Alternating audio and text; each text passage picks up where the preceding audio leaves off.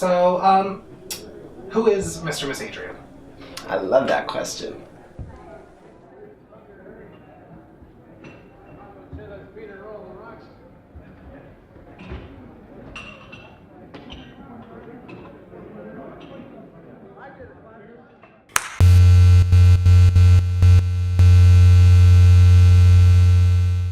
Mr. Miss Adrien originally is a cartoon character that I used to draw in my books when I was in high school and going crazy because I wasn't learning anything anymore and I just wanted to get out. All the other kids were like, this is great. And I was like, get me out of here. So I would draw this character to like express myself because there was nothing else to do. Like drama club was over and like, you know, I had no way to like get anything out. So I literally drew him over and over and over in all these different outfits and stuff. He was almost like a superhero that like was like, God, I wish I could be that, you know? That was like the goal. Something to strive to be. Yeah. But I it's weird. I never thought of it as I would become it. It was just like, that would be cool if. And then I got here and it just kind of happened. Drag to me, the definition of drag has changed, especially for my generation, I think. But drag to me is a form of rebellion and a form of, I think drag is very political, whether it tries to be or not. Just the sense of, I think the spirit of drag is the fact that this is me and I'm going to do anything and everything I need to do to keep, you know, to fight for that and to make sure that I can be me in this extreme way and nothing's going to stop that.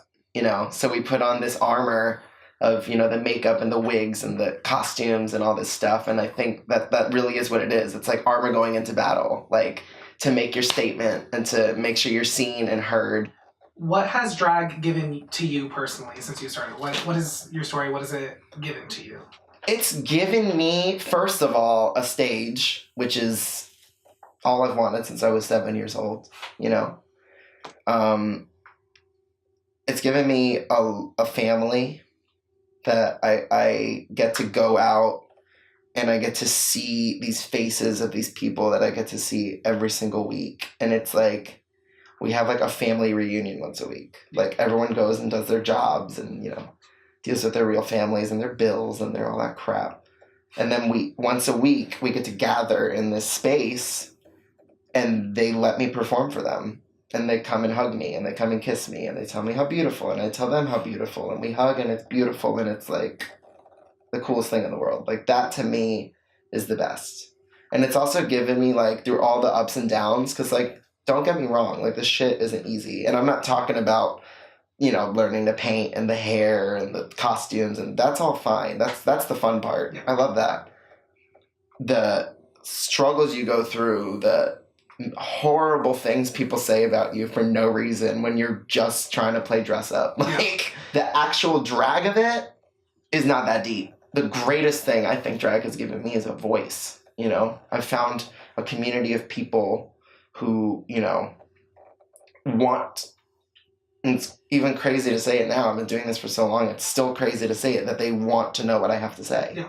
And they show up every, you know, 3 times a week to hear me say it. And that's the best gift in the world. I don't know what's better than that. I mean, yeah, at Pride, at least, when we were walking with you, literally everybody in the whole parade, everyone that was standing on the sidelines knew who you were and specifically called for you. Everyone. You knew everyone in the gay community. Like, does that, obviously that fills you with a lot of joy. Yeah. Does it ever get, like, kind of too much? Yeah.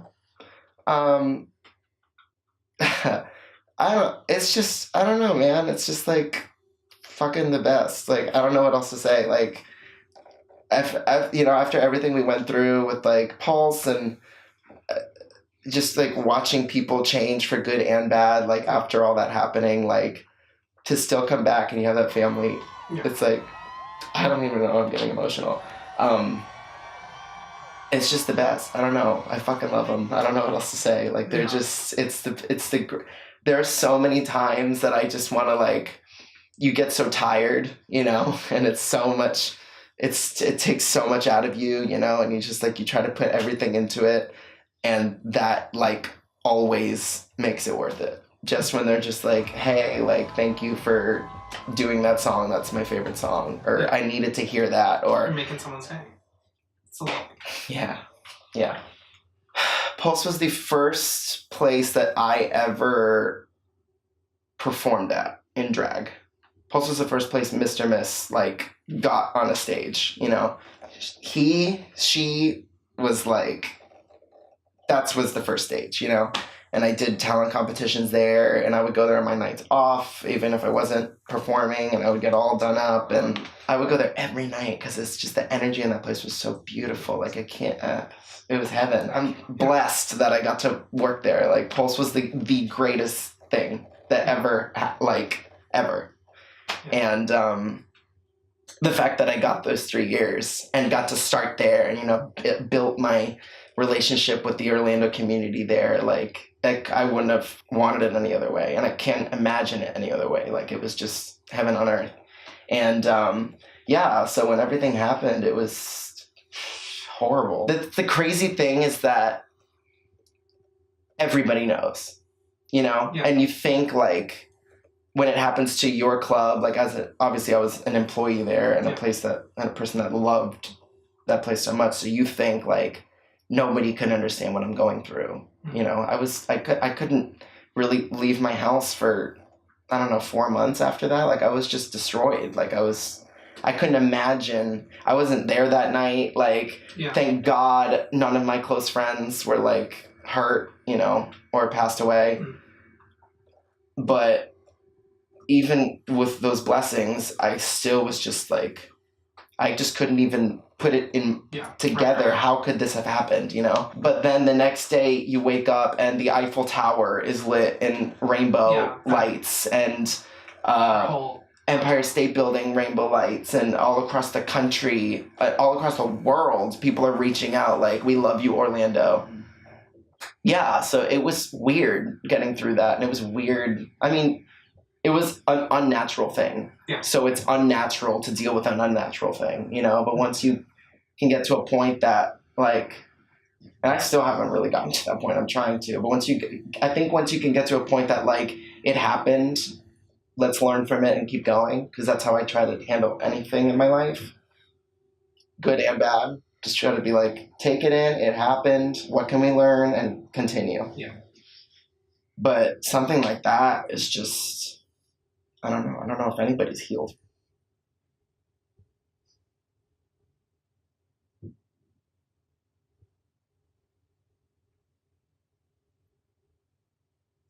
My new gig, which I love so much, is at this club called Chillers. We do 3 shows, and we always joke that like the first show is like the tipsy show, and then the second show is like the drunk show, and the last show is like the, like, we're lucky if we can like walk onto the stage by that show. What's your name, baby? Marcos? I'm Marcos. Everybody say hi, I'm Marcos. So I'm Marcos. What are you celebrating tonight? Alcohol! So listen, there are a few rules to the drag show. First, you gotta scream and make a lot of noise and sing along and dance along. Can you do that right now? Ready? 1, 2, 3. Boys will be girls. Boys will be girls. That's a t-shirt. I could be a boy. I could be a girl. Keep mama. As soon as the clock strikes midnight, ooh, baby, the spell wears off. Ooh. I don't just turn into a pumpkin. Natural. Okay. Right? Of course. It's all an illusion. Why get plastic surgery? I mean, girls should just... That's stupid. Stupid. And now, in times now, you crazy. You crazy. Oh, girl, no tea. They make those nice ass. They make everything. Silicone slip-ons. Everything. Right. Your titties. You can do the whole gig. Right. You can do the whole gig. You gotta slip it on every night. But there's no way I would have got these. There's no way. I would have just do the interchangeable, because I really think it's cool to be able to be a guy. Yeah. And you can turn into a woman. It turns it. I mean, I'm stuck. I got to. You already know I live like this. Quit playing with me. So I'm like, oh, this is so fierce. You know what though? And I don't know. You tell me if you think. What you think? I think the world. That's what the world's moving toward. It's just fluid. Everybody. I know that for sure.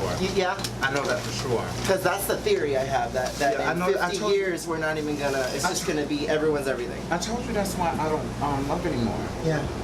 Because it's too easy to get to whatever you want. You get dick, pussy, and Right. whatever you want. Right. So I'm just like, we're sexual beings. You like what you like. Right. It is what it is.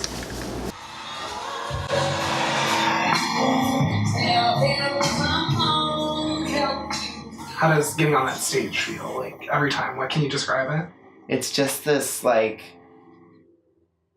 it's the closest thing I've ever felt to, like, a religious experience. That it feels like you're just, like, connected with people, and you can see, like, it's like everyone's spirits are just, like, conjoined for that time, you know? And there's nothing to argue about, and there's nothing to be petty about, and there's nothing to be shallow about. It's just an authentic, like, you know, I'm throwing this energy at you, and you're taking that energy and then throwing it back at me. Like, it's this, like, give and take with an audience that's just the most, like, it's like the best high in the world. Like, it's just like this beautiful connection that is truly my favorite thing. Like, that's like my drug of choice, like, is people when I'm on stage, like a crowd, like a good crowd. I don't even mean a big crowd, because I've performed for 10 people who were, like, phenomenal. Yeah. And I performed for, like, 1,000 people with, like, who couldn't be bothered, you know what I'm saying? Who, like, their, like, wives dragged them out, like, but it's just if those, like, 10 people are, like, really giving it to you, and you're really giving it to them, and it's like that beautiful, like, exchange of energy, it's just like heaven. What you really need is to love it.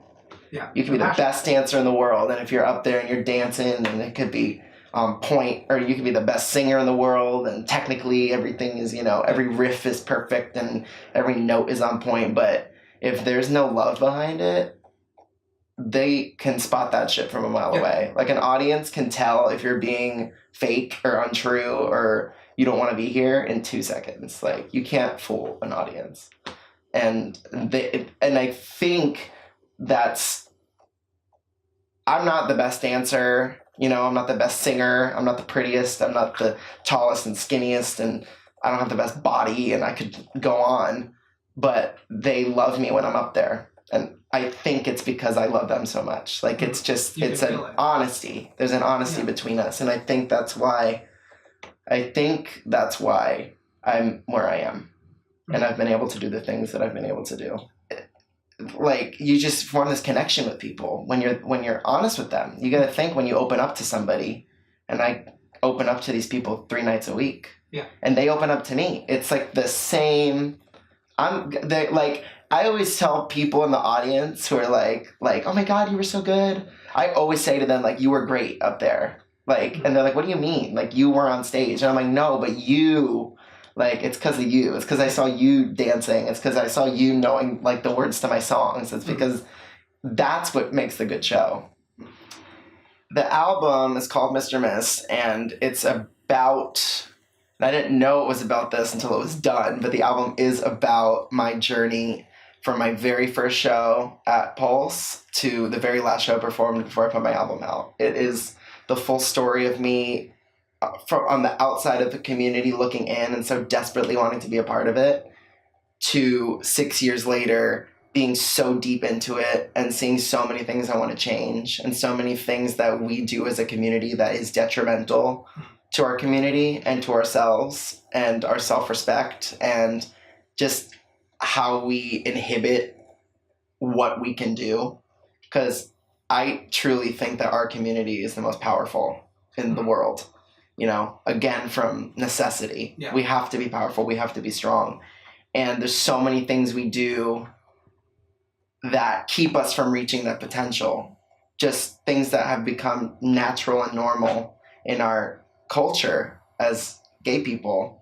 Especially halfway through the album, there's a shift in tone, and you realize that the things I was singing about in the first, like, 7 songs were almost sarcastic, because it starts getting kind of angrier and angrier by the end of it, until there's a revelation with Stop, and then the last song, Break the Floor, is when we get rid of all that crap that we've been doing, and we start treating ourselves the way with the respect and the love that we should to reach our potential.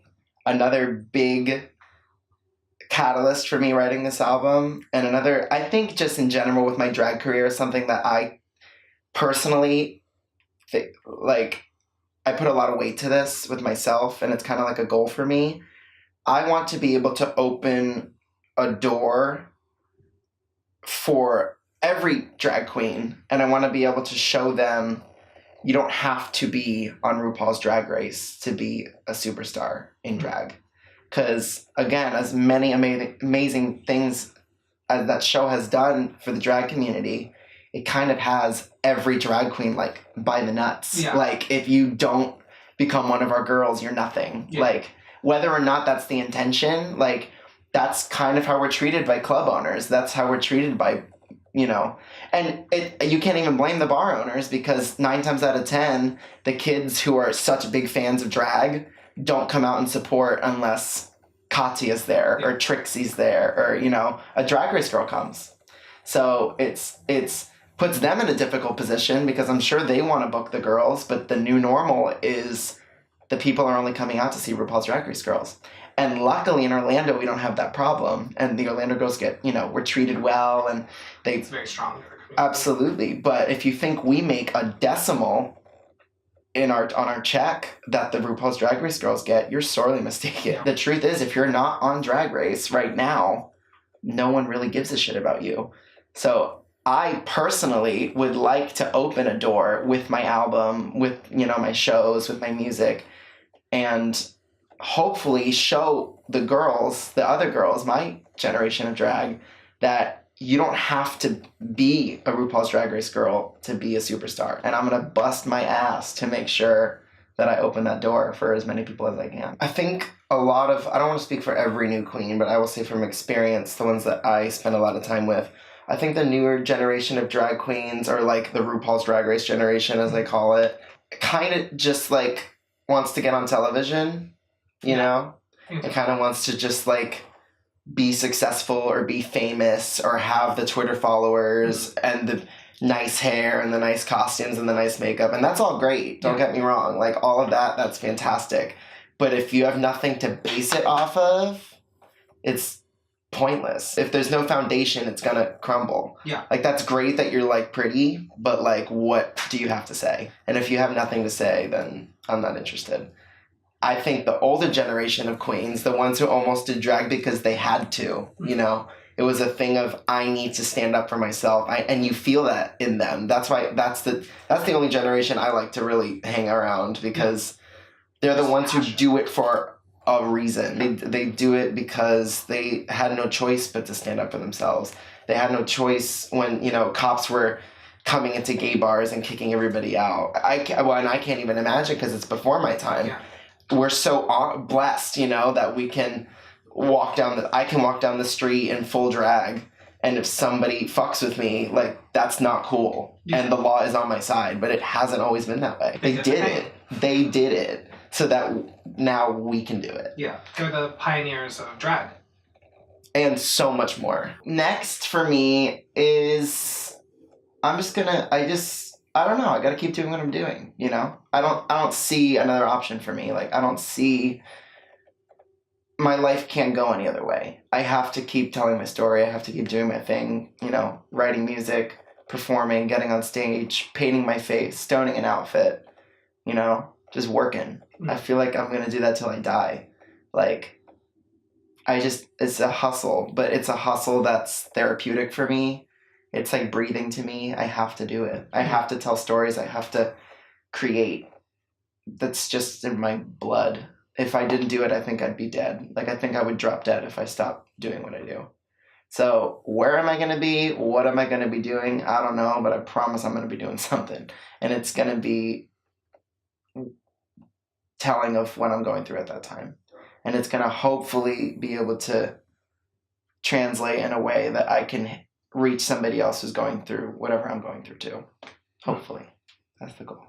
Always the goal.